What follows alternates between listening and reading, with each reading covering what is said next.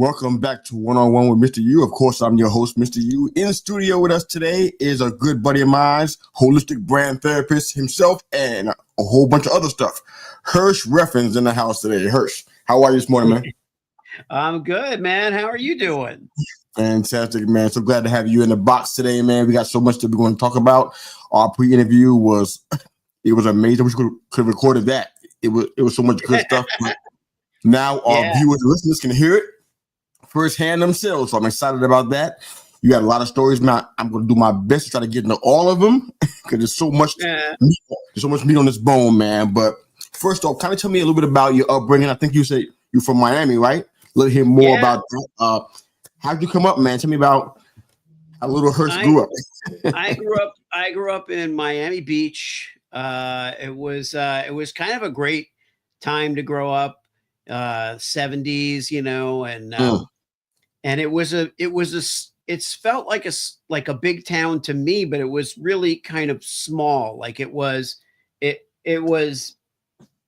good community, so I grew up around a lot of family and a lot of friends, and I was that rare thing, which is a native Floridian. Like I was born there, as opposed to a lot of my friends would move down to Florida from New York or Connecticut or somewhere else, somewhere cold.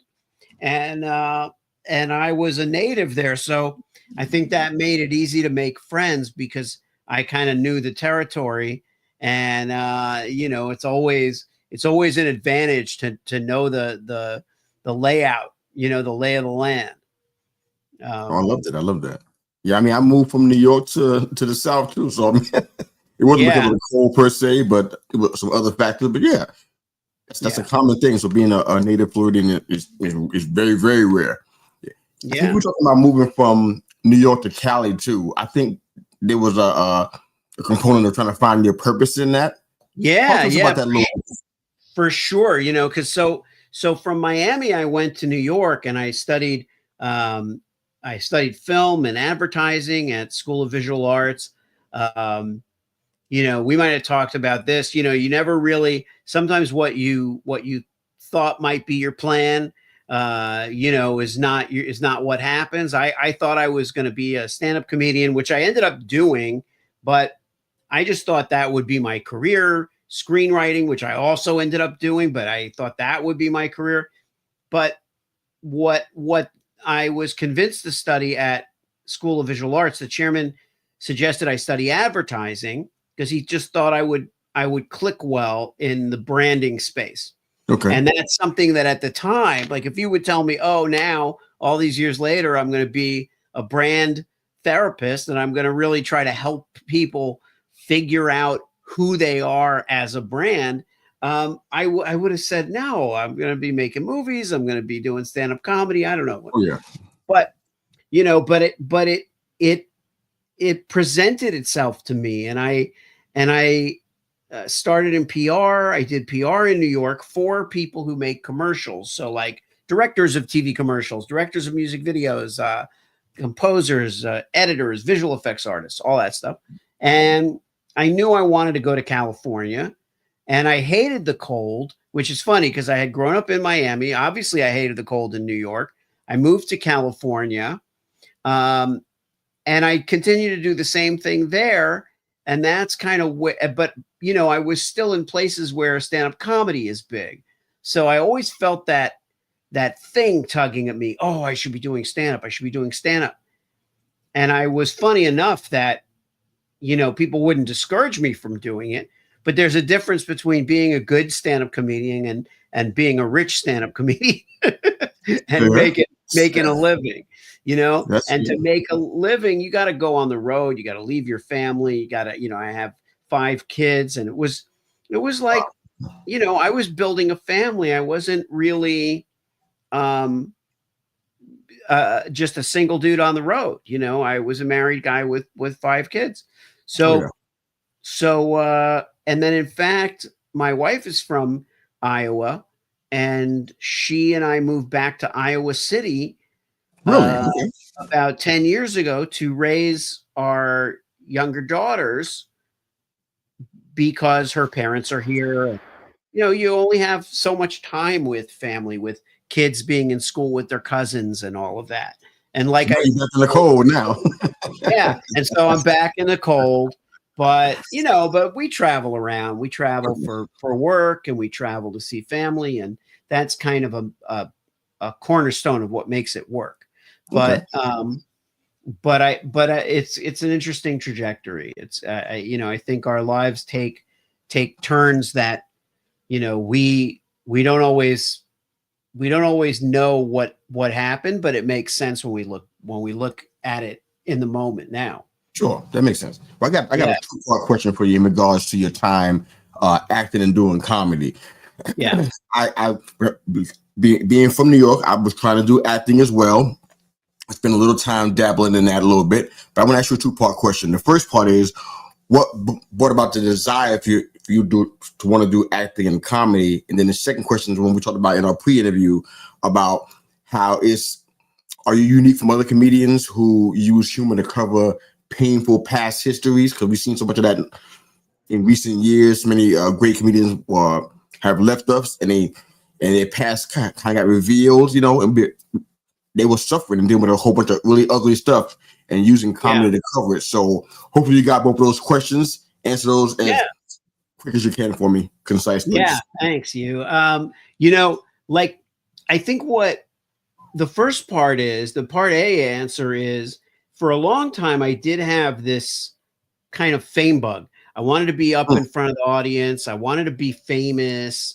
I thought in a lot of ways that success that comes from art or creativity is legitimate. And I had a little bit of a sense that, you know, wealthy people or successful people in business were maybe got there because they were dishonest. And that's a generalization. You know, obviously there's corruption, but I think in my mind, looking at some of those examples in the world, I felt like, well, if I do it as an actor, if I do it as a comedian and I do well, you know, that's legitimate. It's an honest way to have a lot of success, what I thought was success at the time. But I think that that was a lot of just storytelling in my head. I think sometimes our head tells us stuff and we think it's our heart. We think it's like, I think it's my soul's purpose to perform or entertain people. Now, and I learned it through doing stand-up comedy. So if I had not done it, I wouldn't have learned. But I used to do characters, voices, impressions, things like that. And that was hiding, right? Now, I wasn't hiding from deep, dark trauma, but I was hiding from just simply knowing that I had a lot to offer as a human being, as a thinking person. So I would keep it pretty light and pretty surface. And then I started just performing as myself and going deeper. And the deeper I got, along with doing podcasting, as you can relate to, you talk to all kinds of different people, and COVID throwing a wrench into everybody's life, and, you know, figuring out what you wanted to do. I realized that I just love working with people on their image and not worrying so much about me being on stage as a comedian or as an actor. I loved it, and I guess I still love it, but I just am not compelled in that direction anymore. That makes sense.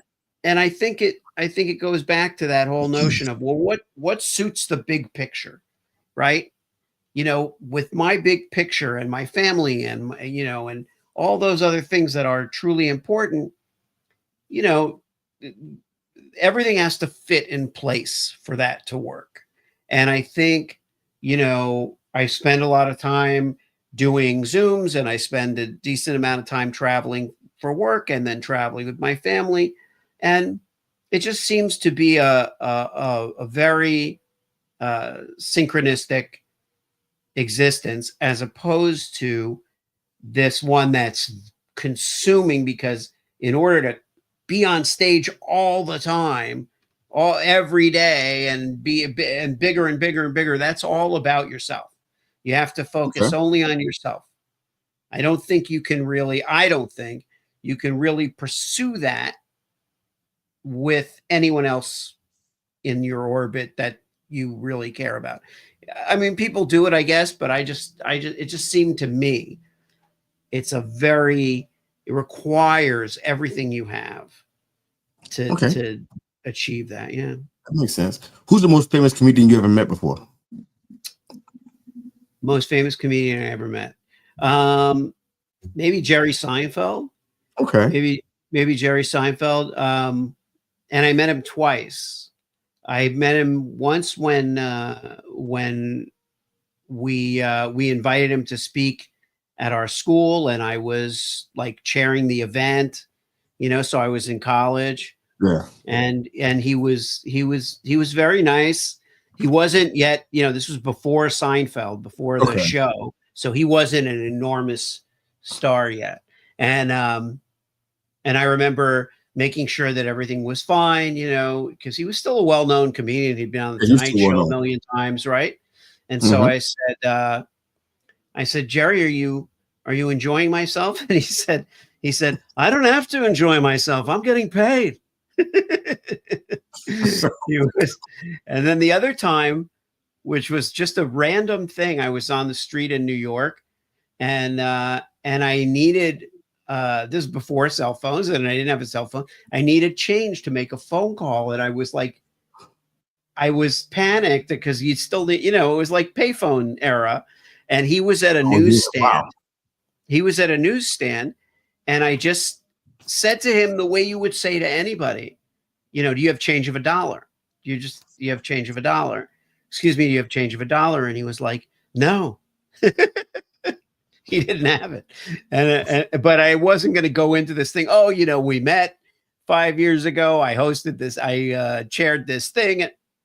I was, when you get in your head and all you care about is the panic in that moment, it's a good lesson. Yeah. It's a good lesson. Be in the moment. Don't be in the panic, Well, definitely. Well, I grew up around seeing famous people all the time, and I guess I just never got starstruck. But you were in New York and in LA. What was the worst interaction with a famous person? Oh, I don't know if I would. I don't know if I would say that, if I could even think of it. I've had way more positive interactions. Okay, that's a good thing. Than negative. Good. Yeah. And I will say that sometimes we don't want to meet our heroes, because if they turn out to be jerks, right? Yeah. Then we're disappointed. I would say, but I've seen so many amazing people, like seen them on the street, shooting, filming. That was one of the greatest things about living in New York. And, never a dull moment, man. Yeah, never a dull moment. I met Eddie Murphy when I was 16. I met him shooting a movie, and he was very nice. And then I didn't meet him, but he did it the very first time I did stand-up comedy. He did a drop-in in the club, and I was supposed to go on, and they said, "Oh, Eddie Murphy's doing a drop-in." And he went on and killed for 45 minutes. And then the guy says to me, you're up. Oh, no, sir. He goes, you're up. Well, Richard Lewis, the comedian Richard Lewis, was standing there. And he said, he looked at me and he said, I wouldn't do it. I know but I you did wouldn't it. either. I did. Well, it. Okay. But how'd you go? But it didn't matter. I don't think anyone really. I mean, did you accomplish your goal? I mean, I accomplished my goal of doing my first set, and they had me back, because it's like bombing after Eddie Murphy is not now if that happened today and I had it to do over again, I would have stood inside and watched his set. And that would have given me material to say, oh, because everybody probably would have been totally into that zone of whoever dropped in. It could have been anybody now, but it's like, pay attention, go in there, be in the moment with that room, read the room, you know. But those are the lessons that we've learned. Every one of these crazy stories is a lesson. Absolutely, that's a great story, man. I mean, most people would just kill to even be on the other end of that story. So that's incredible. Yeah. You talked about a thriving career in entertainment, how that kind of morphs into being all about you. No room for anybody else in your life. You know, you're married with 5 kids. You're trying to pursue family life and everything that comes with that, but still want to be on the road and stuff. I want to talk to you about kind of the other side. I know that your family was impacted by the decision that you made, but the faith component of what you dealt with. I think it's an awesome story. I think a lot of people who are probably listening to and watching us may be able to relate. You were raised Orthodox Jew. Yeah. And that was like the epitome of a detailed, disciplined life. I understand it very well, but kind of tell me how you found your identity outside of that, because a lot of times people kind of get, for lack of a better word, they get stuck there and they can't, you know, and they can't find their own identity, I guess. Obviously, you have, but share that a little bit if you can. Yeah, thank you. It was challenging in the sense that, like we talked about, you know, everything is prescribed for you. Everything is decided in advance pretty much. You know, what you can eat, what you can do, when you can do it, what you do, you know, what your belief systems are. And it's, on the one hand, I loved it. I loved being Jewish. I loved the precepts of the faith. I felt very natural and connected to it. It involved a lot of doing good things, so that, you know, helping people. And so that was very natural and a good lesson. But there were a lot of limitations. And one of those limitations was, you know, you can't work on the Sabbath. So if you can't work on the Sabbath and someone says to you, oh, do you want to do stand up? And it's Friday night at a college, you can't. Right. And I did have, you know, an agent, a powerful agent in New York who'd come to see my showcase, say, hey, I would like to put you on the road and go do colleges. And I said, I can't, I can't work on Friday night. Oh, wow. Like, well, all these things are on the weekends. So those prohibitions felt very constraining to me, which they were. And, but I kept trying to work within it. I was like, okay, well, I'm a very good writer. I can be a screenwriter. Screenwriters don't have to work on the Sabbath. And, you know, I'll be able to do both. And interestingly, as I evolved just as a human being, I started to feel like, well, I'm not doing it. I don't know if I'm doing it, loosening my restrictions because of the goal of being on stage. I'm loosening the restrictions as a reaction to my own maturity. So my own process, the way I want to live my life, the experiences I wish to have. I think that I can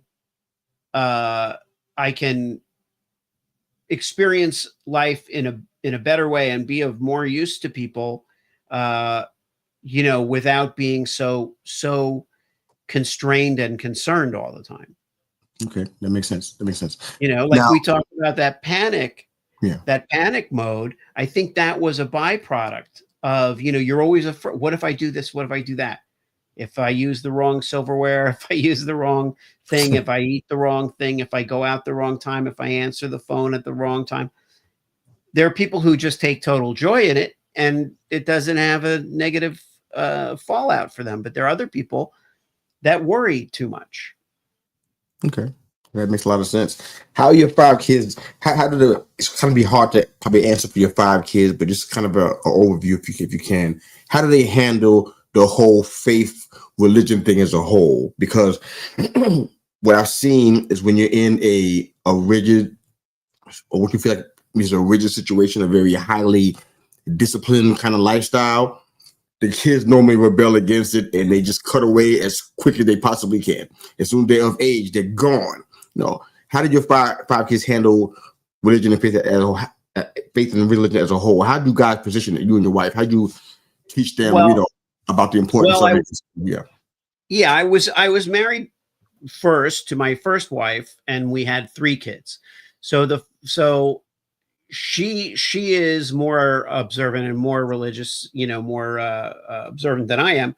And essentially those kids are grown, and they have their own, each of them has their own space that they occupy. And like you said, they could speak for themselves. I wouldn't speak for them in terms of their experience. I will only say that their mom and I strive to create as much peace and tranquility as we could. I mean, our being divorced was not about hurting each other. It was about being fulfilled and happy and going our own way. And so I think that the example that I wanted to set, the only example that I was insistent on setting, was that I loved my kids unconditionally. So whatever direction they choose, as long as it's happy and healthy for them, I support it. And then my wife and I have 2 daughters. Their experience is different from the older kids, but they have that same knowledge and security of being loved unconditionally by their parents. So that, while sharing the faith and saying, this is why I love my faith, this is why Judaism resonates with me, this is a part of our culture and tradition that I love. Here's something to be aware of. Here's something to take away from it. Without saying you have to do this, you have to do that, because you're so right. If you just go into what you have to do, if you put ropes around somebody and tie them to a chair, what do you think they're going to do when you untie them? Of course. Now they may stay in the chair. Huh? You're going to head for the hills, of course. Yeah, right. So the best approach I found was to just lead with love and happiness, because if your engagement with your faith makes you a happier person, that's going to be absorbed by your children. Yeah, excellent point. Now they may choose something else, but if they see the happiness it brings you, they're going to, at the very least, be curious. We got so many more questions I want to get into, Hersh, man. You got some incredible stories, man. We already heard that so far, so I definitely want to get into a lot more. So let's see if we can try to push through some of these. But yeah, during one of the horrible times in our country's history, which is about 5 years ago, I mean, we started this podcast at that same time. So that's a testimony to just how important I thought the podcast was to even try to venture out in a time like that. But you had a different kind of a COVID story, if you will.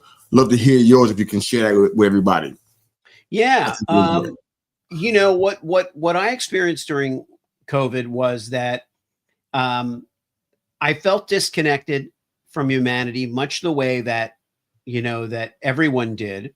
Mm-hmm. Living in Iowa City during that time, we couldn't even hang out with my in-laws, so it was as disconnected as you could possibly be.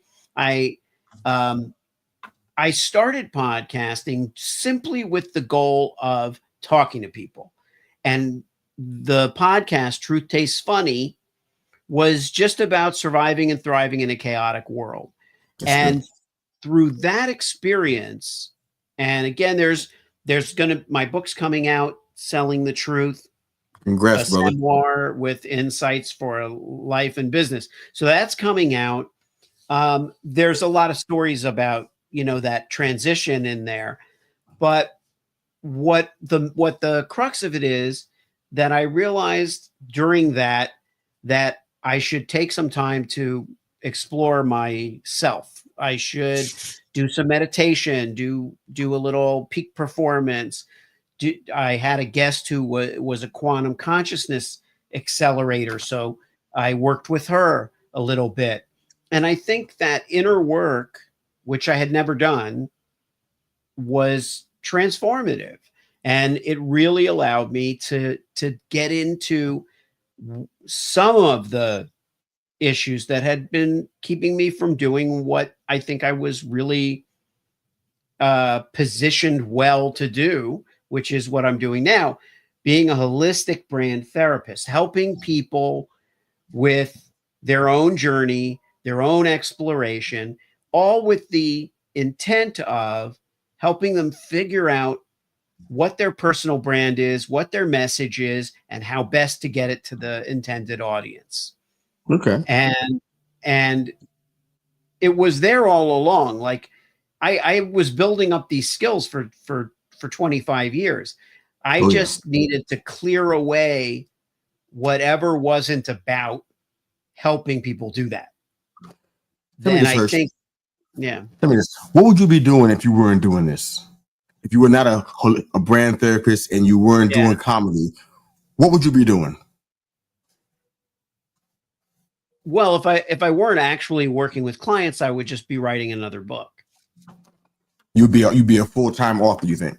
Yeah, but I would be writing about this. I would be writing about, you know, I mean, my next book is called The Inevitable Yes, and it's Okay. about Good title. positivity. Yeah, it's about positivity in the execution of your personal brand. So I think that, I mean, I won't say that I don't know that I would write a fiction book, but I probably will. Like I think writing books is the thing that I would do if I weren't driven to work with clients right now. But it would all be in the same vein. Like there's no burning thing that I would want to do. And Okay. other than this, I'm doing the burning thing. And I think that was the idea, you know, that you That's good. should do things that help you do that burning thing. I really feel like you understated your story. I'm just gonna put it out. I know we're live and we're hosting with the sneaker company. You understated your story by a great deal. COVID wiped your business out, and a lot of Yeah. people have, and that's really relatable. But it did lead to your biggest breakthrough. How do you think that for all our listeners and viewers that are kind of tuning in with us today or watching the replay, how do you help others turn setbacks into comebacks? What's your best advice for somebody who experiences a setback like yours, but they lost everything? Because a lot of times, and this is just what I've seen in my own sphere of influence, when people lose everything that I've seen, they very rarely want to get back on their horse again. They're gun shy now. They don't want to try to start over because starting over seems too hard. Even though they started over many times before, that seemed like it's too big of a mountain to climb. How do you help others? How do you help others turn setbacks into comebacks? If you were doling out free advice today, how would you do that? I would say it's worth taking a bit of a journey through your life, Okay. and pulling out the pieces that make sense in retrospect. In other words, you try to figure out, well, how did I get here? Right. And a lot of times we may dwell on one thing. Like I thought for years, my defining moment was when I told that agent that I didn't work on the Sabbath, and everything bad that happened was from that. If I had gone on the road, I would have been a comedian. I would have been all that stuff. And if you believe that story, if you tell yourself a story enough, you're going to believe it. So when I talk about looking back and retracing your steps, so to speak, look for the positive reason that this might have happened. In other Okay. words, all I really did was say, I want to be around my family. I don't want to leave and go on the road. Right? That's really what I decided. And that's actually true, because later when I had the chance to go on the road again, I did. And then I was like, I miss my family. So if I had gone and done that, I wouldn't have even had this family. So retrace your steps with the outcome being positive. And where you are right now, let's say, where you've lost the business and everything sucks, is just a step on that road. But if you start to chart that path going back all the way, well, this happened, and then that was that. Maybe I was supposed to do this. Maybe this is the next thing. Maybe this is the thing. And also use that imagination to envision the next thing, because all the best practices in the world are not going to be anything if it doesn't support an imaginative vision. Yeah. I want to get into some of your brand work and your podcast, Truth Tastes Funny. I want to ask you a question first. First of all, you had a great line, a great quote that you shared during our first meeting. You said, you don't realize the road you travel until you look back. I love it. Yeah. That needs to be on a t-shirt and a coffee mug, like right now. But I want you to share your Imodium story with us, if you don't mind doing that. Oh my gosh. We didn't get a chance to suss it out in the interview because I wanted it to be live, and all you listeners and viewers, this is a story. Pay attention here. You want to hear the story. This is crazy. But go ahead, man. This happened to me. Okay, this is the police story. Yeah. The gunpoint story. Yeah. Yes. So okay. So I was doing a set at a place called the Ha in Burbank, one of my regular kind of home clubs. There's a great club there. And I had bought this crappy Volvo wagon to drag camera equipment around when we were doing little comedy shoots and content. And I had just bought it off Craigslist for $1,500. I didn't think anything of it. It just needed to run, and it did. And and I'm pulling away from the comedy club, and it's very it's very dark and it's very late.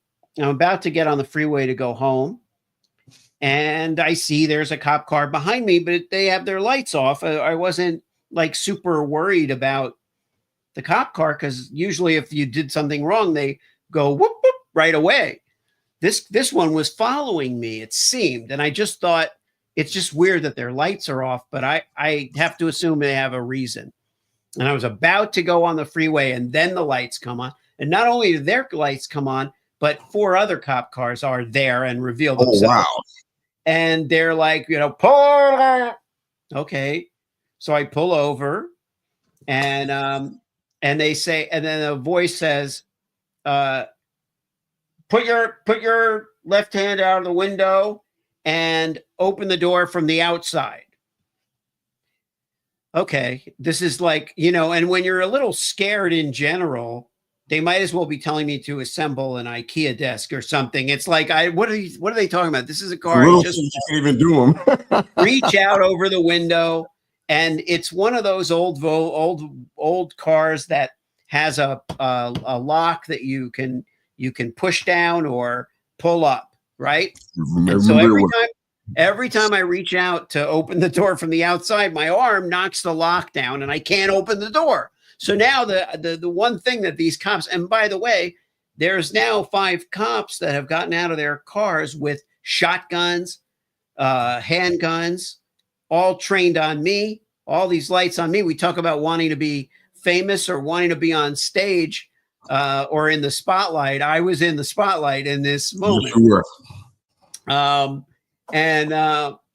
And they go, just get out of the fucking car, So they're angry at me, and I'm like, okay. I open it from the inside, and they say, get down, spread eagle on the ground, and if you move, I'm going to put a bullet in your leg.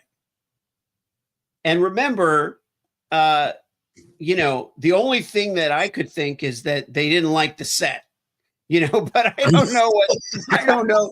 But I didn't see them at the club, so I don't think that was it. I don't think that was it either, Rick. I don't think that was it. And they come over, and I was very grateful. There were 2 cops that came to kind of put my handcuffs on, or not handcuffs, but that little tie. Yeah. And she says to me as they're lifting me up, "Don't worry. You're not who we're looking for." And I go, okay, that's Thanks. good. Comforting. I, and they bring me over to the car, and they're, and we're going to find anything in your pockets? And I said, well, my wallet's in my left pocket and my phone is in the car. So I don't think there's anything in my pockets. So they go through my pockets and they pull out a pill and they say, what's this? And I said, it's Imodium. It's Imodium. Oh, brother. And they look at it, and sure enough, it says Imodium on it. And they're Thank like, goodness. okay. They're like, okay. I said, I'm a comedian. I'm not a criminal. And they said, well, you're going to have a story to tell. And it turned out that, and they said, we're going to have to confiscate the driver, the license plate. They said what happened was this car description and plate were used in the commission of a violent crime. Oh, come on. And, but, we're not looking for you. We're looking for a taller, bald person, but we couldn't see anything about who you were when you got in the car. We just saw the car, and the car we saw you get in the car out of the comedy club and pull away. So, that was a very intimidating and very kind of unpleasant experience. And yeah, but it was, it was a reminder, it was a warning, not from them. It was a warning, it was a little California. What was the warning? Yeah, a little bit of a warning that maybe it's maybe buying a cheap car off Craigslist is not the best way to go about it. Yeah, Craigslist has got a real bad name over the years. Well, for that kind of thing. Are they even still around? It's a whole different question. But I got a few more questions to ask. Yeah. Hopefully we can get them in. I hope so, because there's just so much good stuff here. That was an incredible story. I want to kind of get into a little bit about what you're doing with your podcast. Excuse me. Yeah. But let me ask another question first. I think this is something that, well, we talk about the podcast. We'll come back to the brand question. But Truth Tastes Funny, it's your podcast. How long have you been doing that? What kind of, well, you said what kind of launched the idea of it, but how long you been doing that? What have you learned about you in the process of doing Truth Tastes Funny? I've been doing it. I don't know. I don't remember exactly. I guess it was 2021. So probably about 4 years and well over 120 episodes. Very good. And what I learned about me is that I'm a really good listener, that my superpower is listening, because with all the performance stuff that I've done, it does involve listening, but you don't think of yourself as a listener. You think of yourself as a talker or a writer or a communicator. And I realized the most important thing is the listening. And once I was getting that feedback, oh, you're such an amazing listener, you're a great listener, I really leaned into that, and I embraced it. So that was a big takeaway. Okay. Now one thing I've been talking about this probably for the last 7 to 8 days is the issues that entrepreneurs and podcasters, content creators have with imposter syndrome. And I know you know a little bit about that. What kind of challenges, if any, have you had with that, or what have you been seeing in your neck of the woods, in your community? I think I can answer that from a couple angles. One is that my first understanding of imposter syndrome was about success, where you're invited to speak somewhere or some amazing thing happens and you think you don't deserve it. I think that imposter syndrome can happen to us at any time.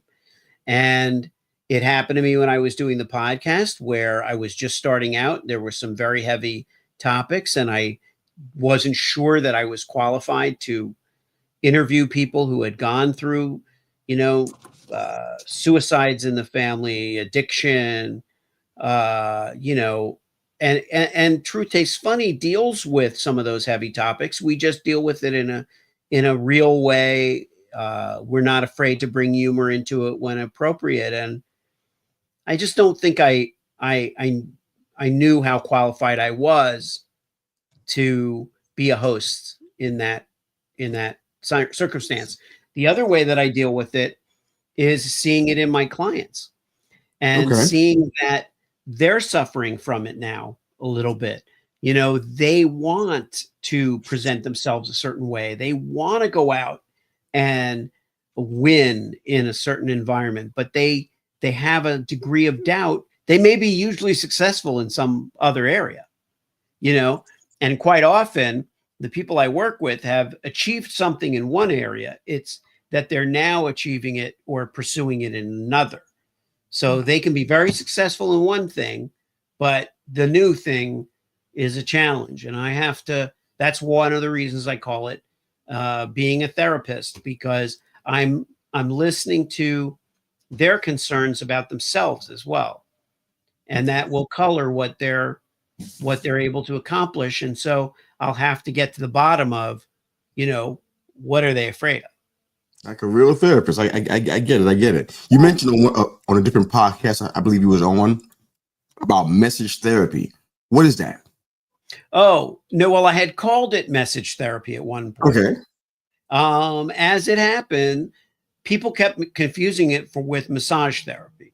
And which is funny in the sense that if they say, "Oh, you're a massage therapist," yeah, it always sounds funny, but it just on a podcast. I mean, okay. You know, it didn't roll off the thing, you know, but it did come from the same place. The idea that I wanted to get personal with my clients. I want to address things that, you know, are holistic in nature, their life, their history, and all that good stuff.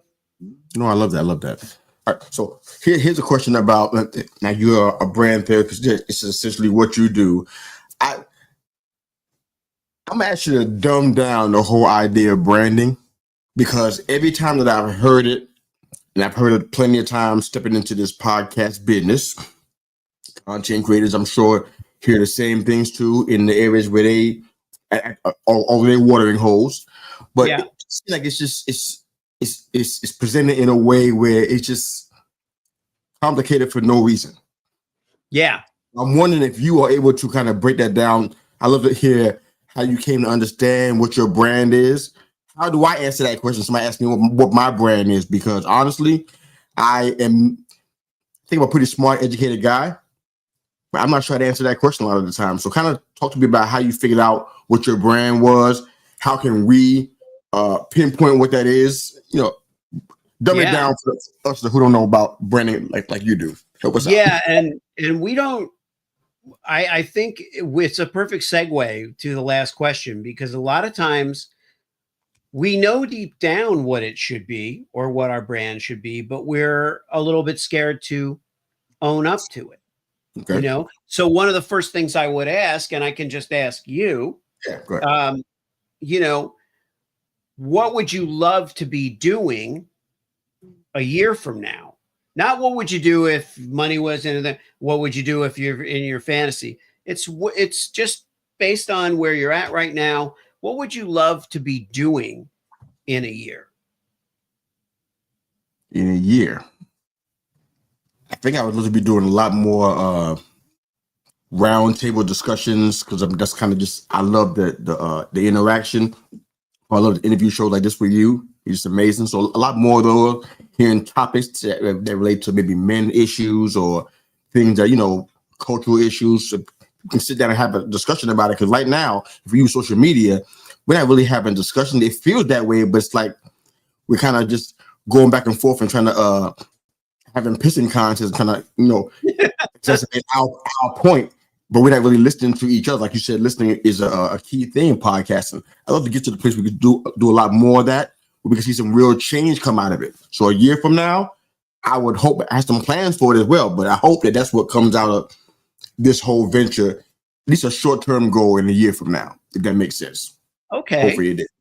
Well, yeah, it did, and it's very revealing because you managed to talk about listening to one another in that conversation.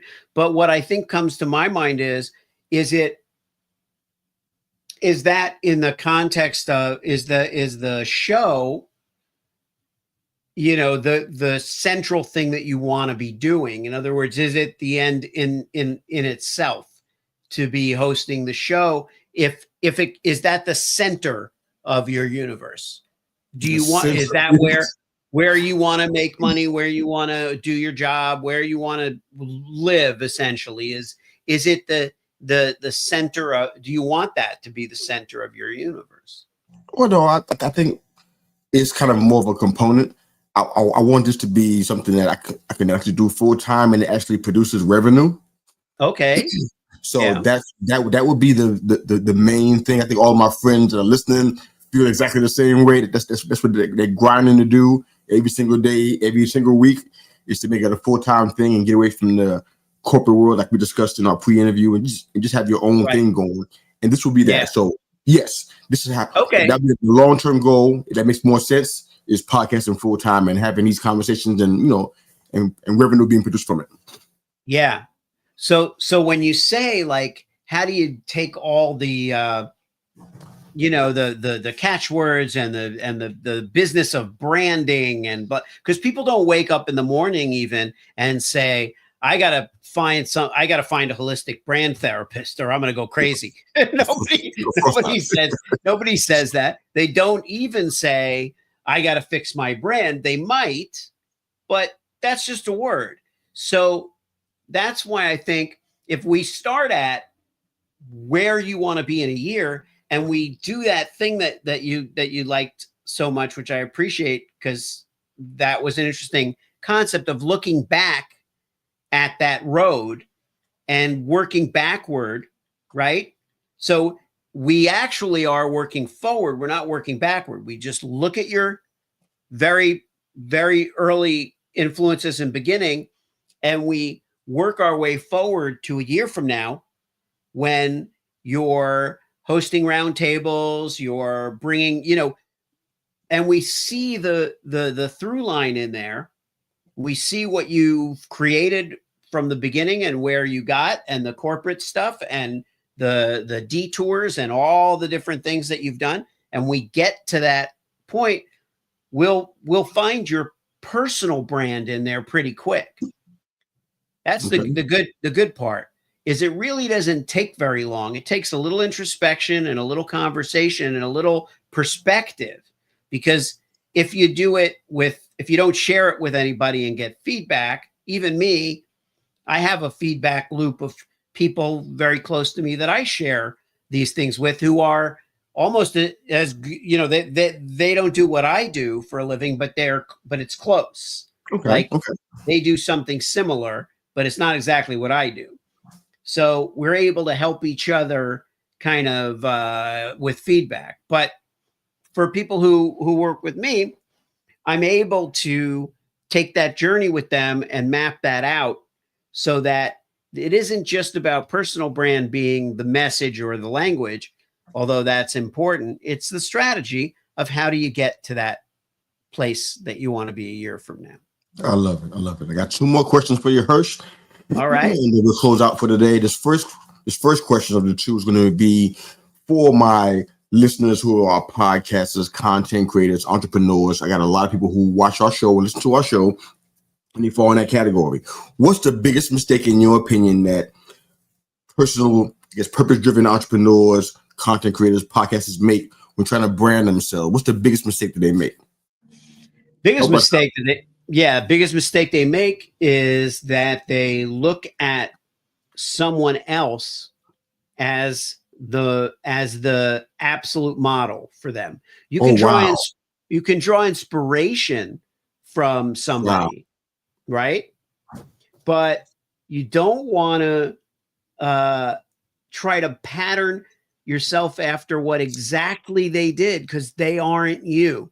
And that's why, even though my background and my hurdles and my challenges and my successes and failures all influence how I do my job, I'm not trying to tell them to do exactly what I did. And I think a lot of people who are coaches out there who are gurus, or they think they're a guru or something like that, they're trying to tell you to do exactly what they did. And that's dangerous. So I would say that's the biggest mistake. Don't try to do exactly what someone else did. Take what they did and what worked for them or anyone else, but be you. I love that. All right, my final question for you. This is the one. Okay. Yeah. You have hundreds of amazing stories. We didn't even get into everything yet. We didn't have time. But I mean, you're a devoted family man. I mean, you're married with 5 kids. I mean, you take care of your family life. You cherish that. You value that, and you nurture it. You've been in comedy. You've met famous people. You've done things that almost most of the world has a number one fear of public speaking. You conquered it. You tell jokes in front of strangers. You've done so many different things. You wrote books. You started a podcast that's going very well. 4 years in. What would you say is your biggest accomplishment in this life to date? Ooh, my biggest accomplishment is being able to acknowledge that I've done great things. Explain. Well, I think that if we live our lives thinking, what haven't I done? Right? Like, I got to do this. I got to do that. Like, what's on my list? What have I not done? Then we're constantly in pursuit, and we're constantly in a state of dissatisfaction. You know, the expression that somebody's never satisfied. Sure. If we spend our entire life living in the glory days, and we say, oh, you know, the greatest thing I did was, you know, the one time I did this or the one time I did that, then we're living in the past. If we refuse to even acknowledge that we have done great things, then we don't realize who we are going after the next thing. And we don't appreciate who we are in the moment. So I had done that. I had not acknowledged, and it's not just gratitude. Gratitude is really important. You have to do that every morning, but in my opinion, but I had failed to, the things that you just mentioned, that you said, I had failed to be proud of those things. And I said, I'm just saying, wow, that's a so I had failed to be proud of those things. And I think that the greatest accomplishment was being able to look at that stuff and go, yeah, that was pretty great. That was pretty amazing. I must be an amazing person to have done that. But a lot of us, you know, some people say they're amazing and that's great and all that. They may not even believe it. Probably they don't even believe it. So believing it, the flip side of believing it, the benefit of believing it, is that it actually adds to your responsibility. So you now feel like, okay, if I did that, I have a responsibility now to do this next thing. Could be anything. Could be philanthropic, or it could be another step in your business, or it could be another personal thing. But you're now bearing that responsibility, which arms you with confidence and gives you the power to accomplish the next thing. And so it's incredibly important. And so I think that's the greatest accomplishment so far, because that was a hard thing for me to do.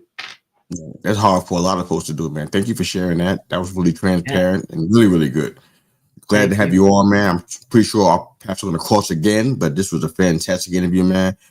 If you don't mind jumping on our YouTube channel where this episode is going to be posted, and just drop your information so people can find out where your book is, find out how to subscribe to a Truth Tastes Funny podcast, and all the incredible work you're doing, man.